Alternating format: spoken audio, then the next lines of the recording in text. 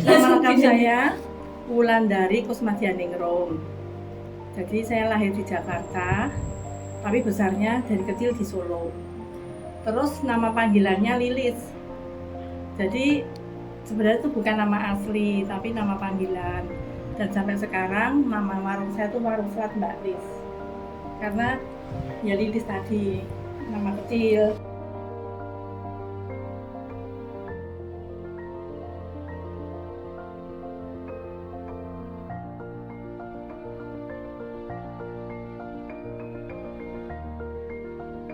Saya tuh belanja sendiri, masak sendiri, terus jualan sendiri. Tadi apa sendiri?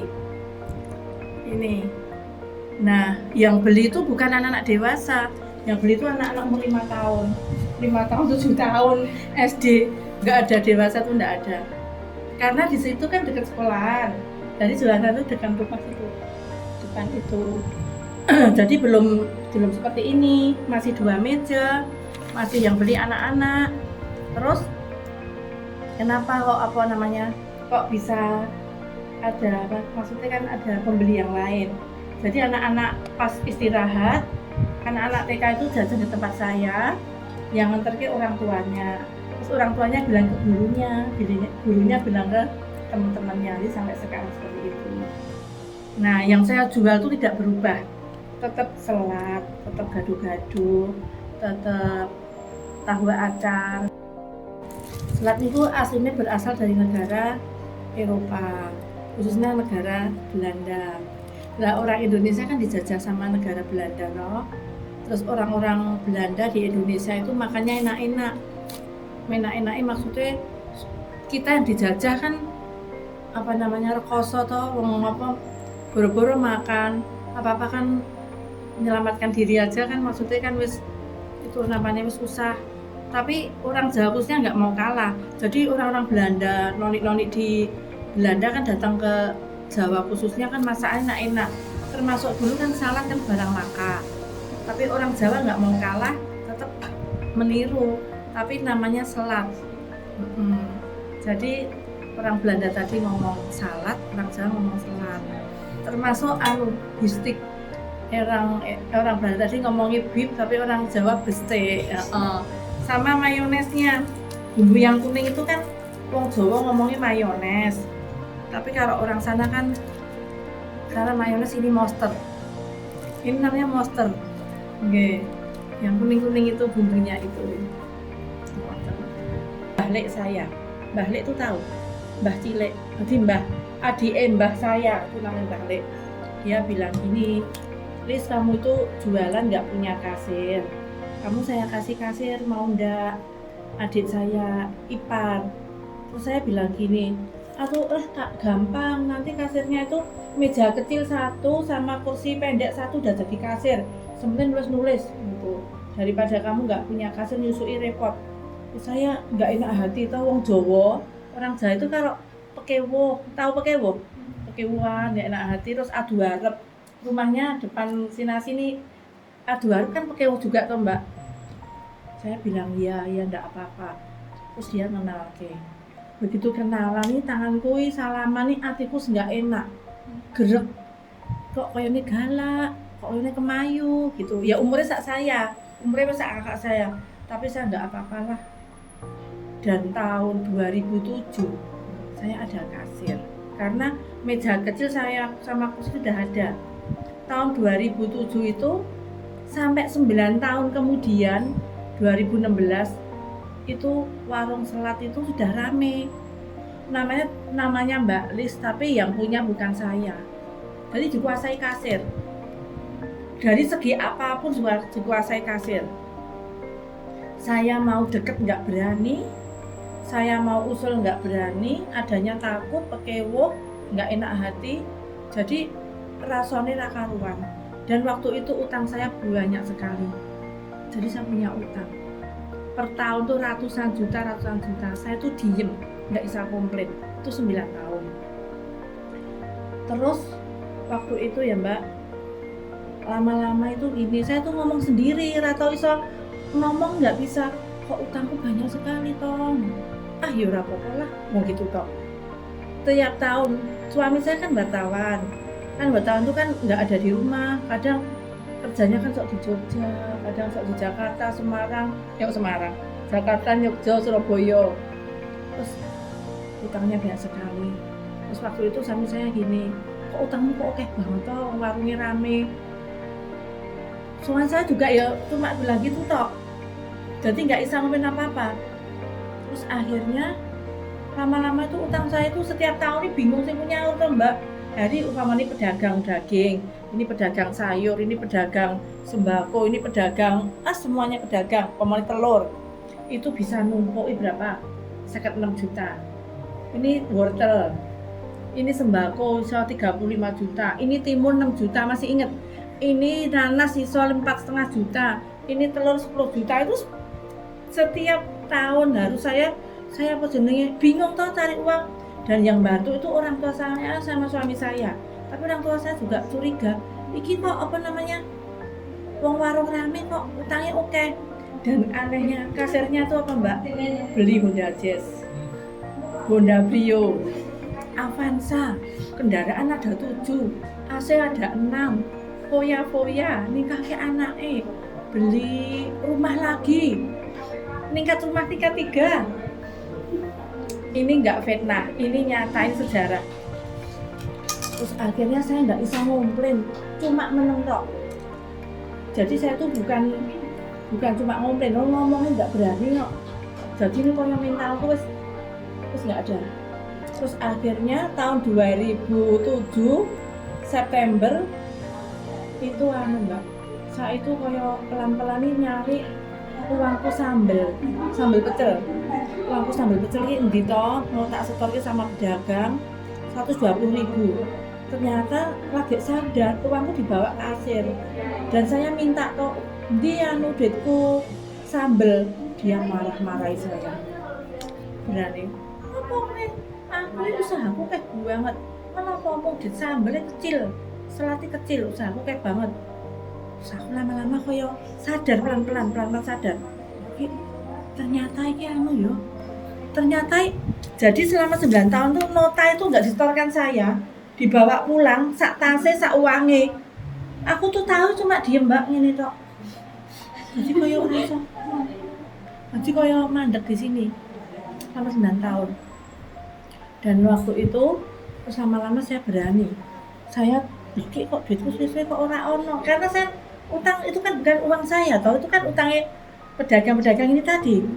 Terus akhirnya saya pelan-pelan agak sadarnya tuh nggak langsung, kayak bingung sadar. Terus akhirnya saya bilang suami, terus anak saya lagi doang kabeh. Ternyata selama ini nggak disetorkan saya, dia untuk foya-foya itu. Akhirnya mau saya penjarakan,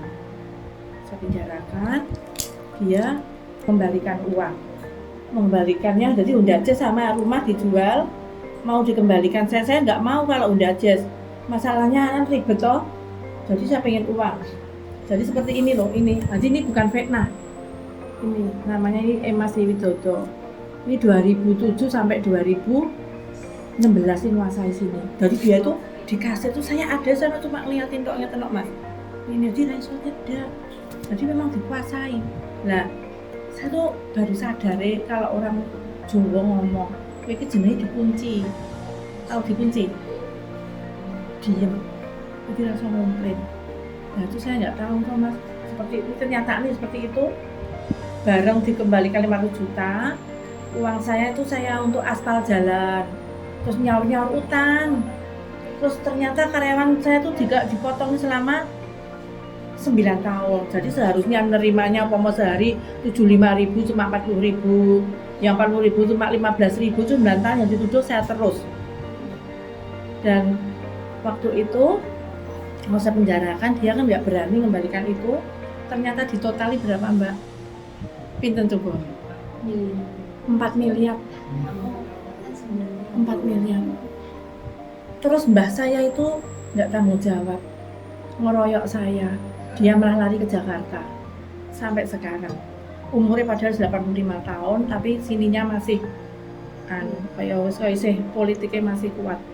Terus saya gini, iki nek dipenjarakan bisa. Karena apa? Buktiku udah koper, tapi percuma terus sekarang jadi tembok-tembok.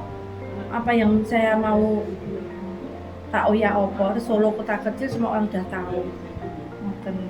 Makanya jenengan jengpen enten usaha punya usaha, jangan sekali-kali percaya sama orang. Kalau saya bukan percaya loh mbak, kalau ini memang didudukkan, ini jadi kasir, mau percaya gini, mas tolong ya tunggok no warung aku tak yang pasar, karena percaya karo nasi ini.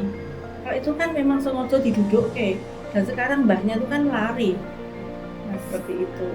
Sekarang tinggalnya di Kauman tuh dekat Klewer itu loh.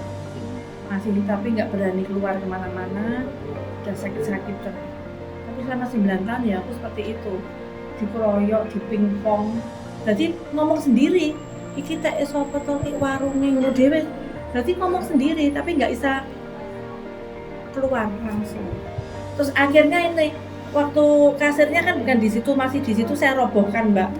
Jadi aku takut nenek ada sesuatu yang kayak itu.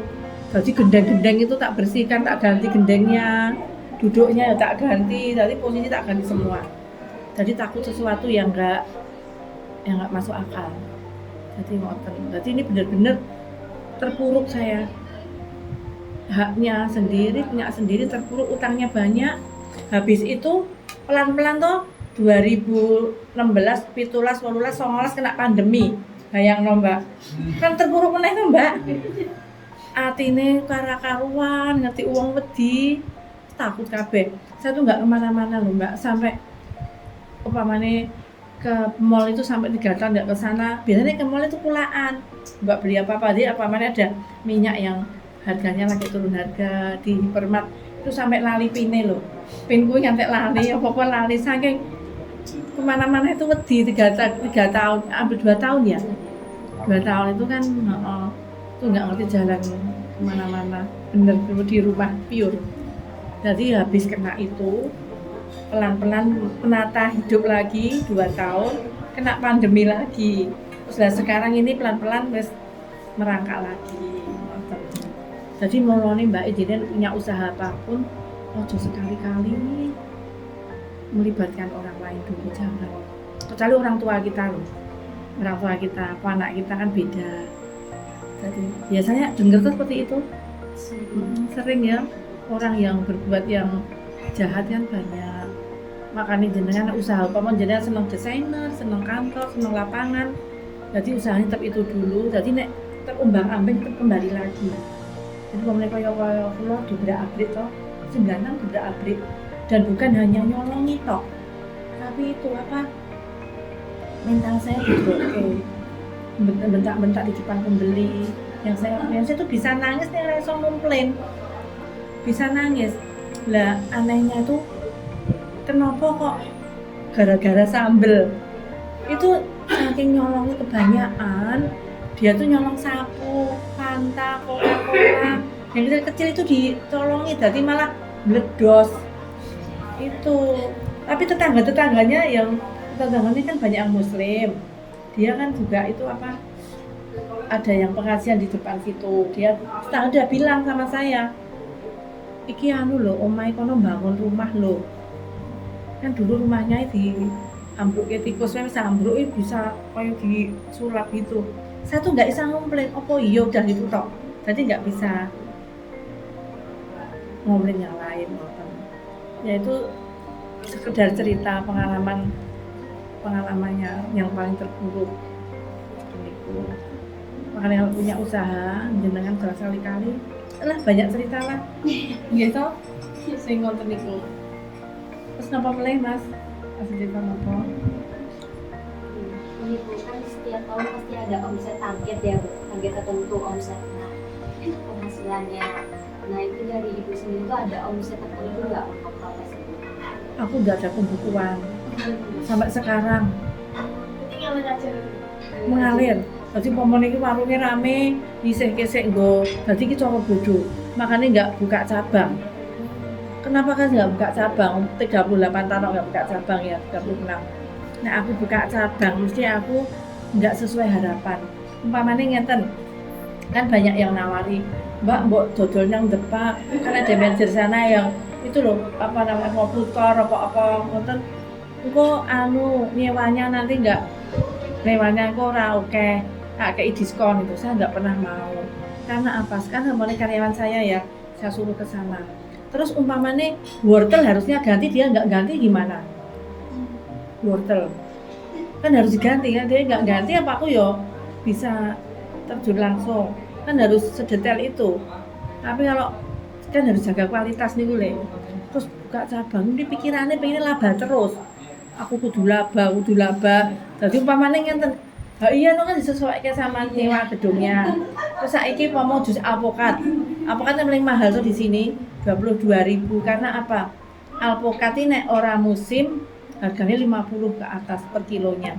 Kalau musim paling yo 28, 27. Dan nanti nek alpukat kalau di jus ini kurang kental, mesti kan saya tambahin alpukatnya, tambahin di jusnya biar kental biar enak. Tapi kalau saya nanti buka cabang, ini alpukat hiji kudu dadi 3 gelas loh. Kan gitu toh. Jadi kudu apa? Kudu jadi kualitasnya sak karepe. Karena pengen itu nanti apa? Pengen badi terus, makanya saya nggak ada pembukuan. Yang penting warungnya rame, warungnya sepi, ku piye carane. Ngeten nggih.